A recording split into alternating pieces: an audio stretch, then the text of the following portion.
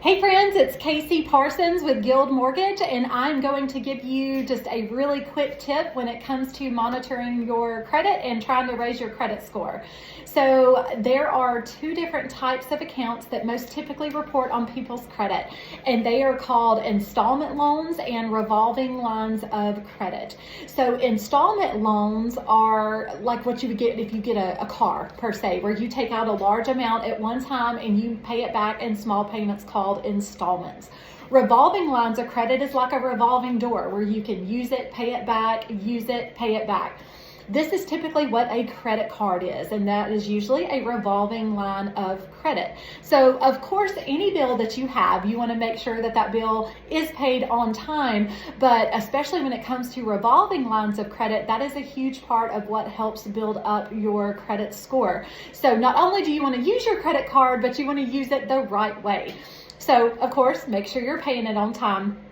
But the closer you get to maximizing out or reaching your credit limit of that credit card, even if you're making your payments on time, it can still start to lower your score. So the magic number is keeping your credit card balance at or below 30% of whatever the credit limit is. If you can keep your running balance at, preferably below, that amount and pay your bill on time, that's going to give you optimal reporting to your credit and help build up that score.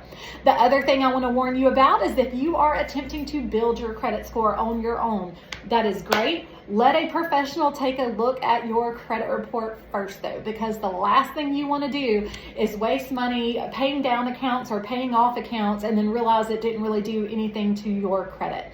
Because sometimes if you have an older collection that's been on your credit for a while, say you come into some money and you think, well, let me pay off that collection and get it gone. You may end up inadvertently hitting yourself twice with that.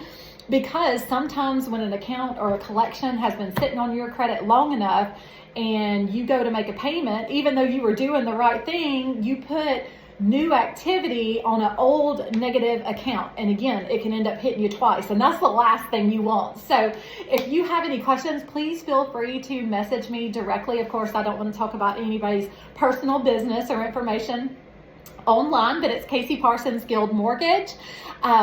Cell number is 205-209-2795. Email is cparsons@guildmortgage.net, and I am here to help, completely complimentary. Thanks.